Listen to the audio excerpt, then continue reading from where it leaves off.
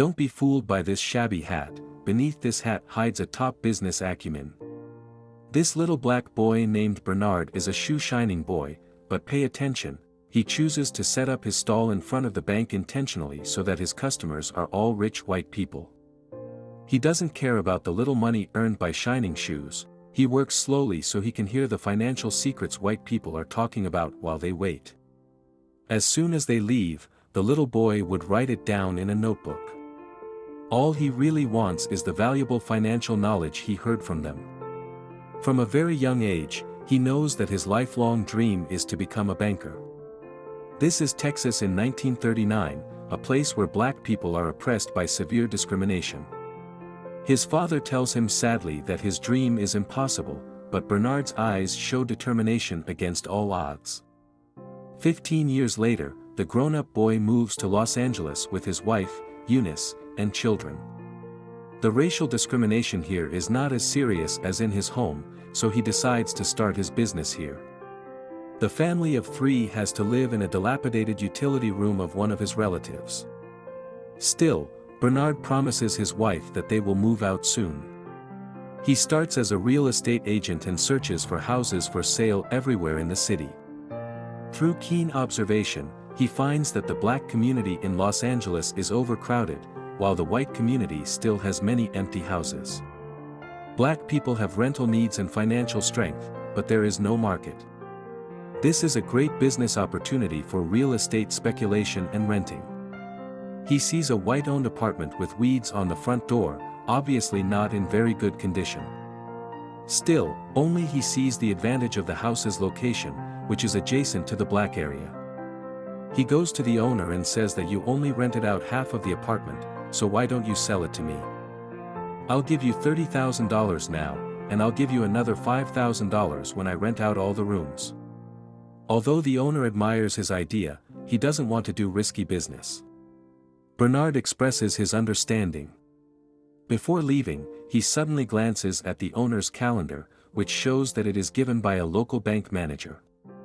So an idea comes to his mind. He says goodbye to the owner and goes to the bank directly, where he finds the manager who sent the calendar. The manager's secretary, who discriminates against black people, refuses to introduce him to the manager. He waits for a few hours at the bank door, and when the manager comes out, he stops him immediately. He says, "I know one of your VIP customers, the business I do will benefit him, and I hope you can approve a loan for me." But the bank manager rejects him without thinking. That night, he receives a call from the owner. The owner asks him, "Did you use my name to try to get a loan?" He has no choice but to apologize. Unexpectedly, the owner doesn't blame him but admires his belief that he will not give up until his goal is achieved. The owner decides to guarantee the loan for him, so he gets the first loan in his life from the bank and buys the property. This is the 2020 movie The Banker, which tells a true entrepreneurial story. In the United States in the 1950s, a black man who suffered from discrimination worked hard in a world dominated by whites and built a business empire. There is courage and rationality in this man named Bernard Garrett, and we should all learn from him. The character is played by Marvel's Falcon, Anthony Mackie. Although he doesn't use his fists throughout the film, his frown still contains a burst of tension. Before we continue, don't forget to subscribe to our channel. We will bring you more interesting and exciting movie recaps. An old white lady has just come home from shopping when she sees a black man at her door. "What are you doing?" she asks with a sharp voice. The black man answers calmly, "I'm renovating the apartment building." The old lady speaks with a mean face, "Workers like you should be careful." Bernard responds, "Don't worry, this is my building, and I will definitely take good care of it." Speechless, the old lady goes home angrily, and the police come soon after. They tell Bernard that an old lady called the police and then ask him if he pretended to be the owner and contradicted her. Unexpectedly, Bernard takes out a copy of the real estate certificate. It turns out that he has foreseen trouble, so he is prepared in advance. The police realize that the house really belongs to him, so they leave in a huff. That night, Bernard returns to the apartment building. The old lady at the door sees him and immediately tells him to get out because it is not the time for renovation. Bernard still replies calmly, "I am not a renovation worker now, I am the owner." The old lady is dumbfounded, and a few days later, she moves out angrily because she doesn't want to live in the same building with black people. As soon as the old lady leaves, Bernard rents out her house to a black lady. Sure enough, the black tenant market is huge, as he has foreseen. The building is quickly filled, and Bernard gives the negotiated follow-up payment to the former owner. The former owner admires Bernard very much and offers to start a business with him.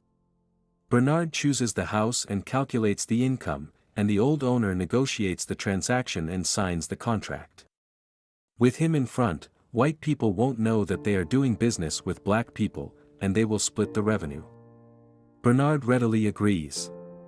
The cooperation between the two goes very smoothly, and they make a lot of money immediately. Bernard also moves from an apartment block to a mansion shortly after, providing a happy life for his beloved family.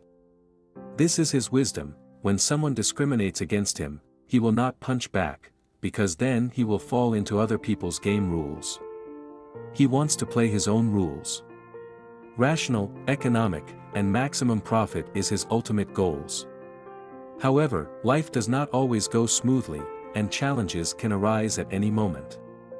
The former owner who works with Bernard is old and frail and dies suddenly a few years later. His equity in the company is inherited by his wife. This woman severely discriminates against black people and doesn't want to cooperate with Bernard. She contemptuously offers to buy Bernard's shares at a very low price, and if he disagrees, she will sue him. In that era, when whites and blacks litigate, who do you think the judge would favor? Bernard is not willing to be treated so unfairly, so he decides to go to court. But he had to find someone to testify to prove his cooperative relationship with the old owner. He thinks of the bank manager, but the manager has already cooperated with the widow and avoids Bernard again. Extremely disappointed, Bernard stands in the bank and looks around. The neat and tidy bank building shows systematically discriminatory fangs everywhere. Just because of the color of his skin, he is often scorned when he walks into the bank. Thinking of this, a bold plan gradually rises up in Bernard's mind. There are 4 banks in one building, and each of them has closed doors for this black man.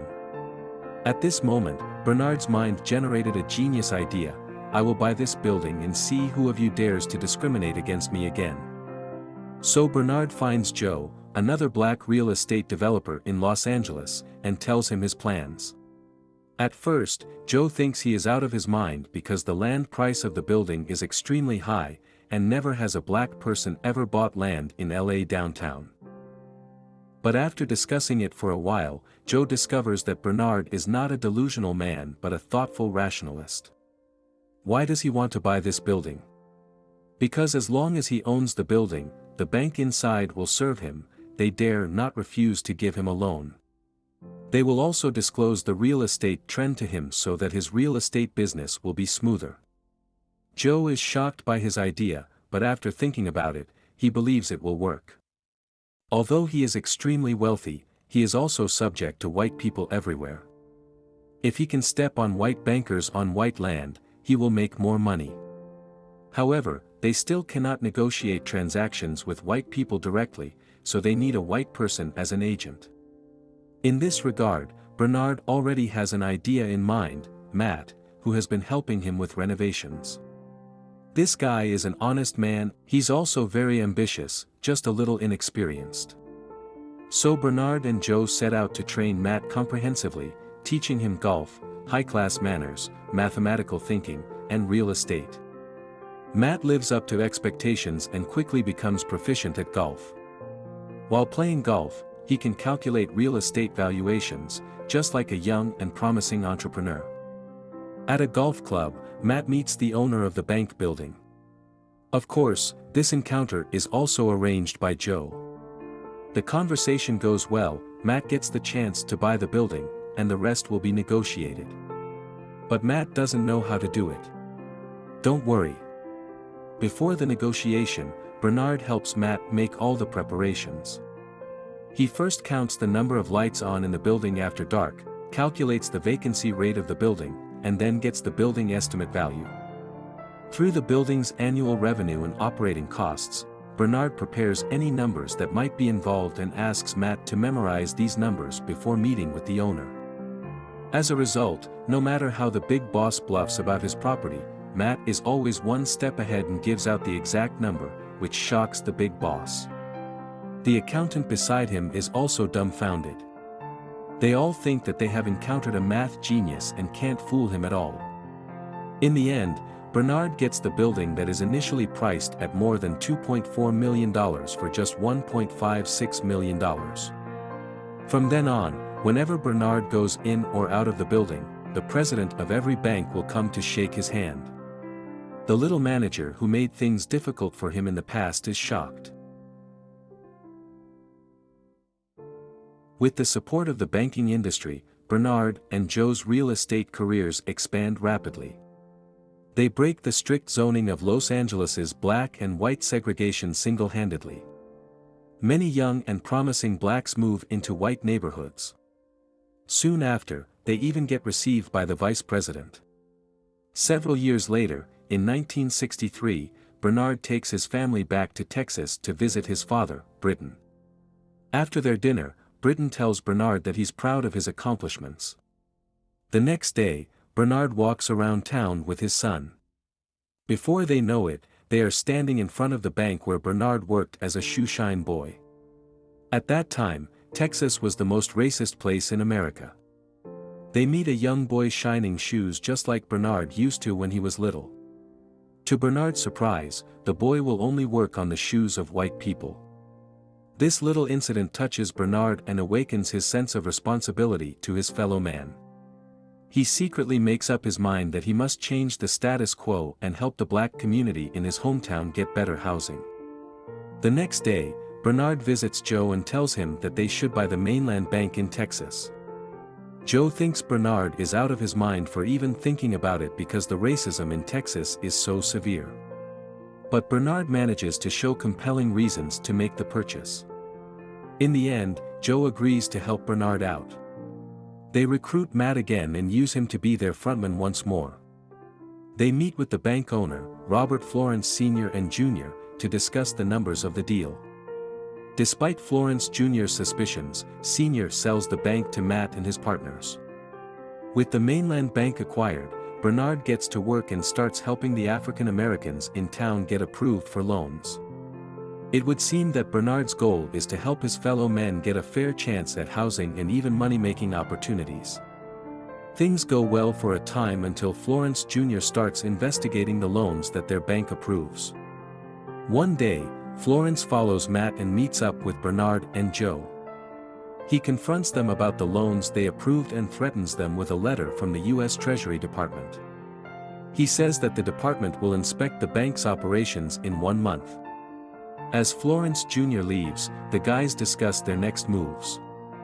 During that time, Matt comes up with a suggestion. He suggests that they buy another bank and transfer the problem loans from Mainland to that bank.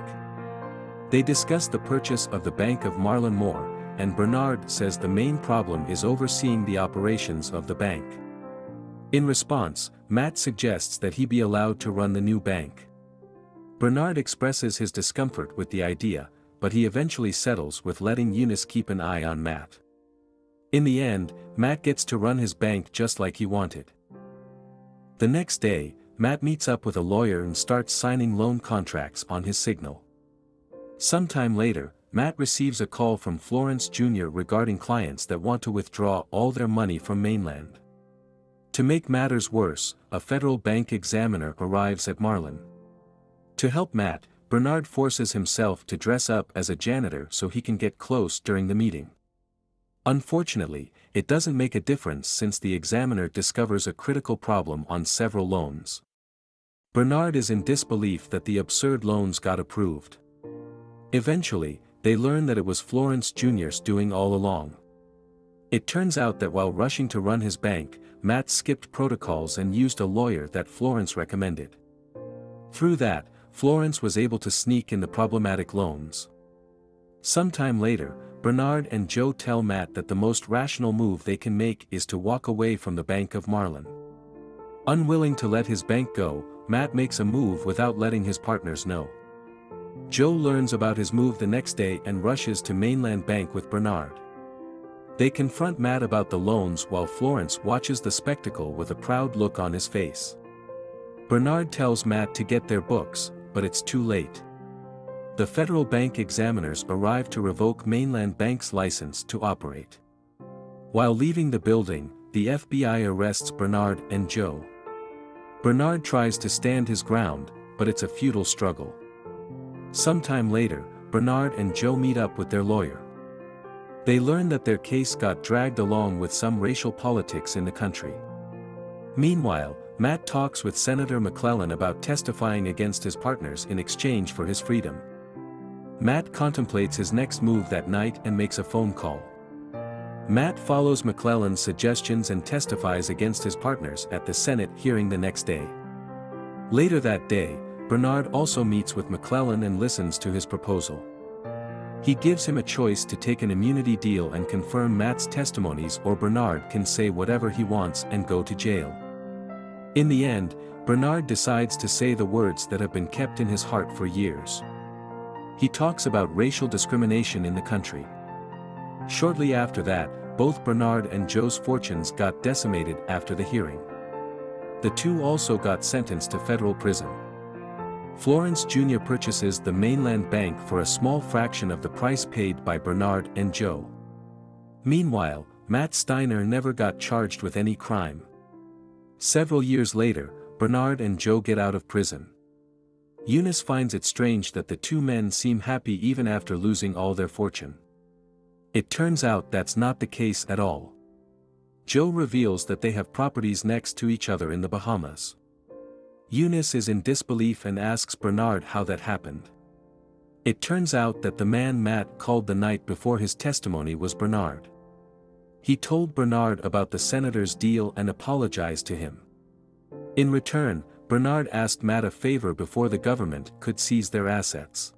The movie ends after we learn that Bernard and Joe's residential properties were instrumental to the fight against housing segregation in LA, and they still have two mansions next to each other in Bahamas. The end. This movie really made me feel the charm of rationality. When it comes to discrimination, Bernard is filled with righteous indignation like every black person. Still, he turns the majestic emotions into ambition. Every move he takes, he only follows the rationality of his mind, make decisions rationally, act rationally. So he can do the most cost-effective business with the lowest cost and make the most money. Take 2 or 3 steps like this, and then look back at the people who discriminated against you, you will find that they have been left far behind by you. This is what entrepreneurs have said many times about delayed gratification. Yes, isn't the best life the one with delayed gratification? You're very welcome to share your thoughts in the comment area. Subscribe to our channel for more movie recaps like this one, and I'll see you in the next video.